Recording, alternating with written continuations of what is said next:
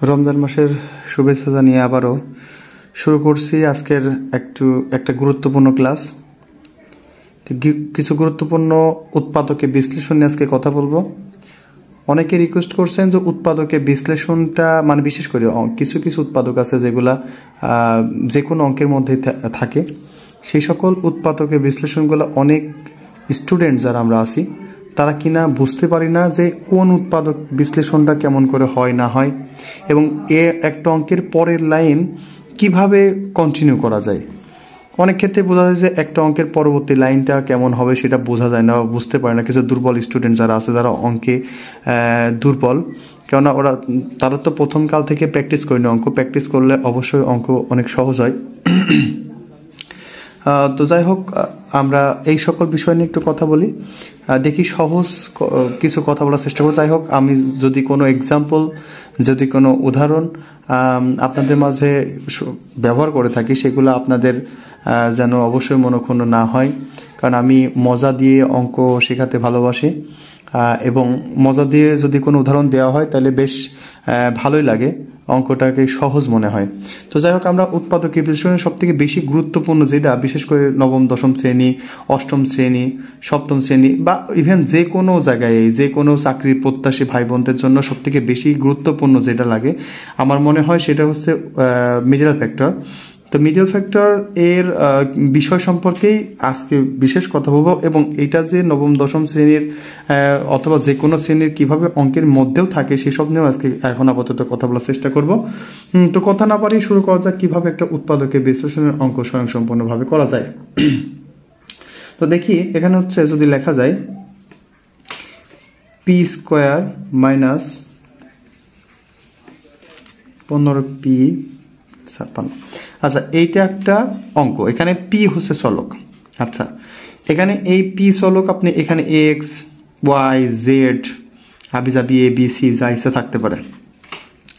তো চলক আপাতত যদি আবার এখানে ভুল ত্রুটি ধরতে চান, সেখানে হবে এক্স। সাধারণত ইংরেজি বর্ণমালার শেষের দিকের অক্ষর এক্স ওয়াই জেড এগুলাকেই চলক বলা হয়, কিন্তু এই উৎপাদকের মধ্যে যে কোনো কিছুই চলক হিসাবে গণনা করা যেতে পারে। তো এখানে P square minus 15p plus 56, এই যে একটা অঙ্ক, সেই অঙ্কের মধ্যে উৎপাদকের বিশ্লেষণ, এটা একটা উৎপাদক।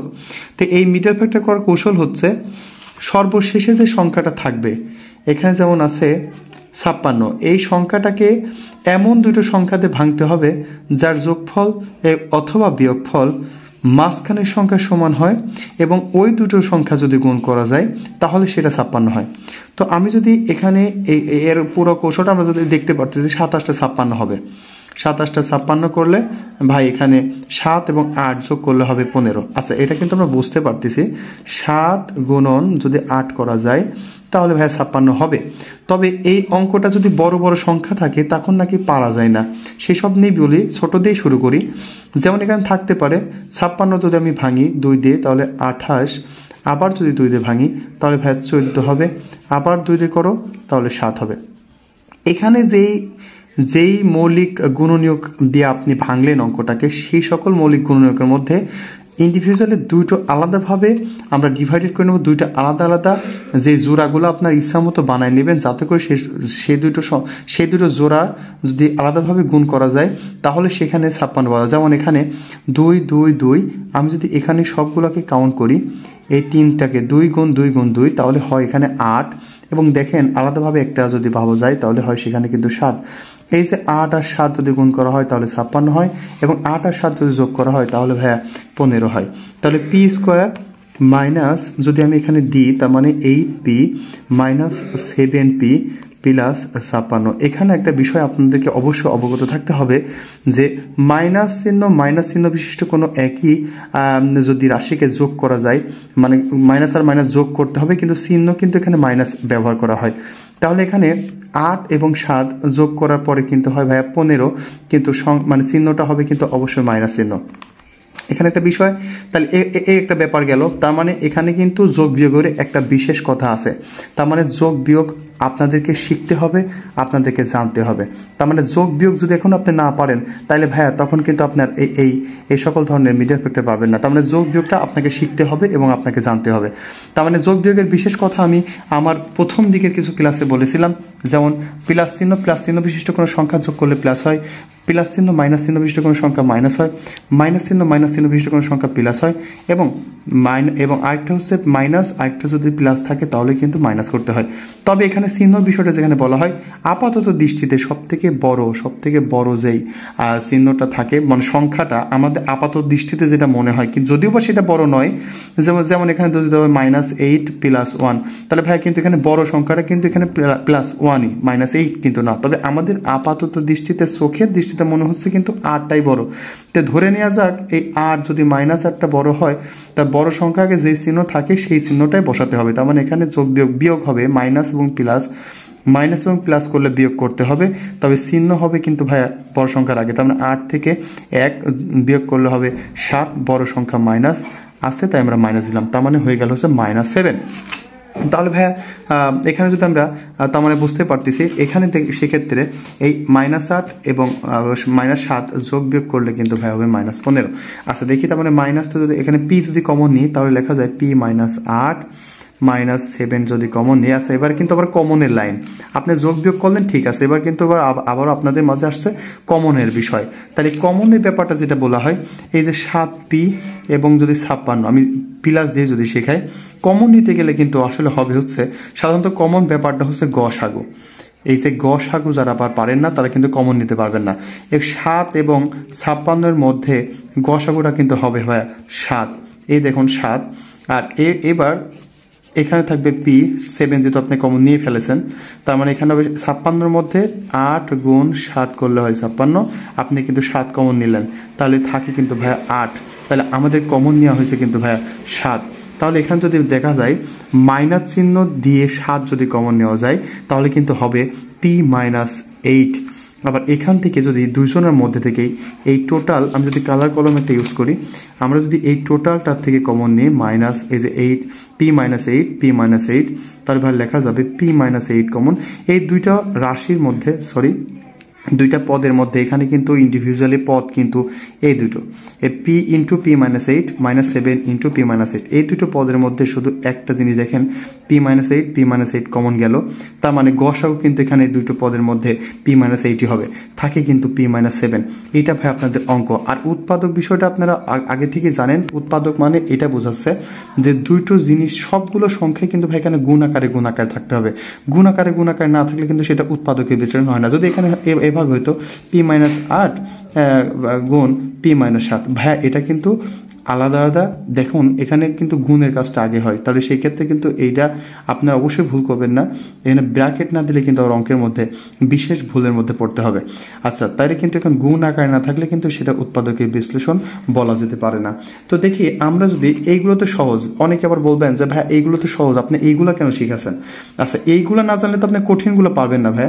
তো এখন যদি কঠিনগুলো আমরা করি, একটু কঠিন যদি কোনো সংখ্যা সামনে থাকে, আচ্ছা ধরা যাক আমি যদি 2a² + 6a মাইনাস, আচ্ছা এই যে একটা উৎপাদক, যদি এটার যদি আপনি মিডিয়াল ফ্যাক্টরটা করে দেখেন ভাইয়া, তাহলে দেখেন এইটার মিডিয়াল ফ্যাক্টরটা কিন্তু এইভাবে হবে।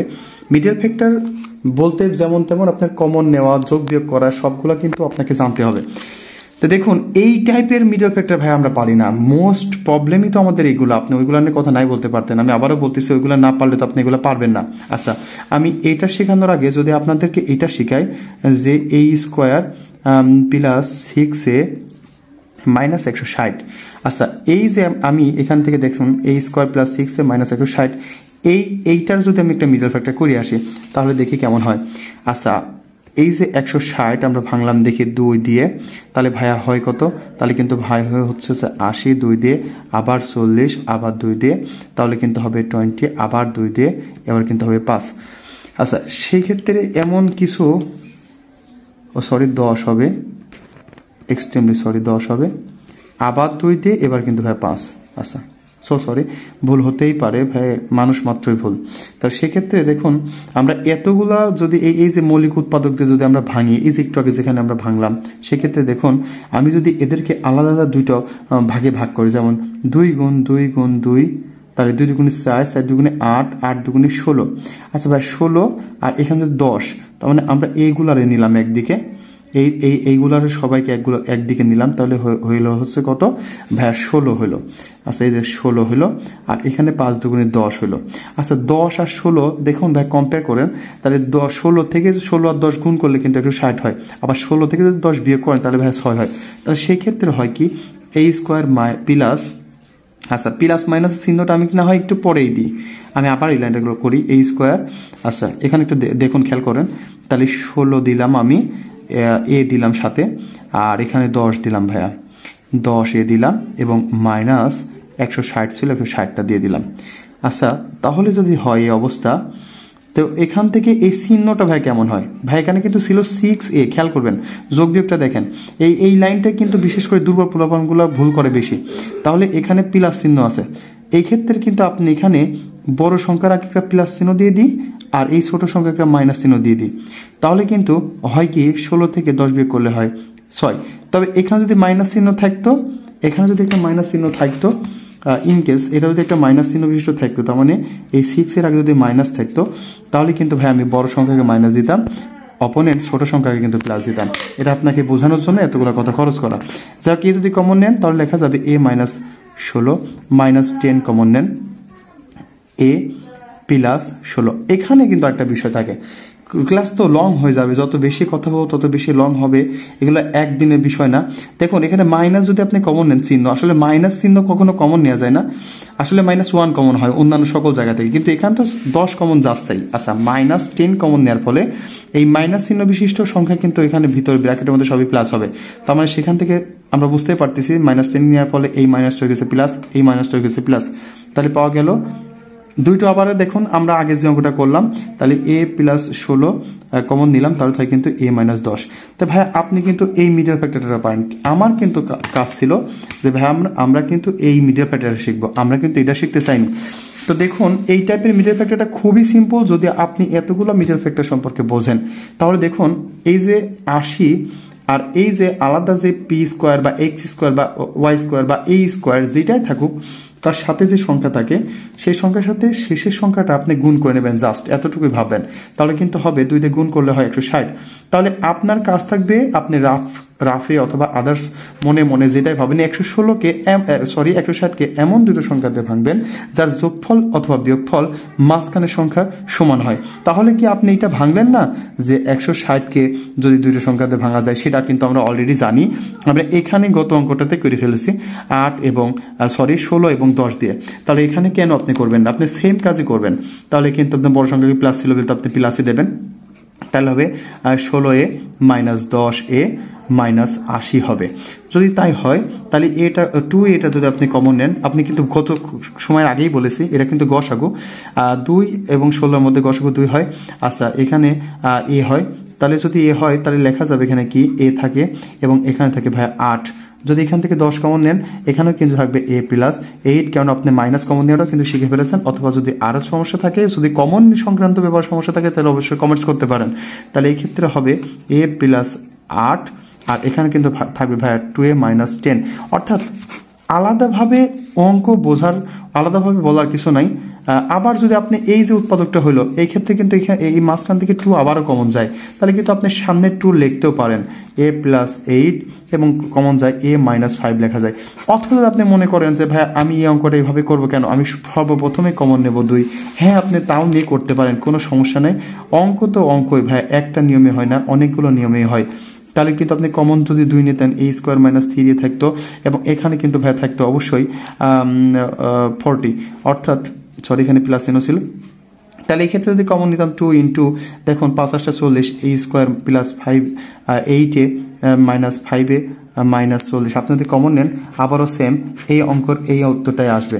সো আদারওয়াইজ আপনারা বুঝতে পারতেছেন যে একটা ক্লাস নিতে গেলে অনেকগুলো কথাই খরচ করা লাগে, তার মধ্যে অনেকগুলো কথাই ভুলভ্রান্তি হতে পারে। যদি কথার মধ্যে ভুলভ্রান্তি অথবা যদি কোনোভাবেই বুঝতে ভুল বোঝেন তাহলে আমি আপনাদের কাছে খুব করে অন্তরস্থল থেকে ক্ষমা চাচ্ছি, ক্ষমা করবেন।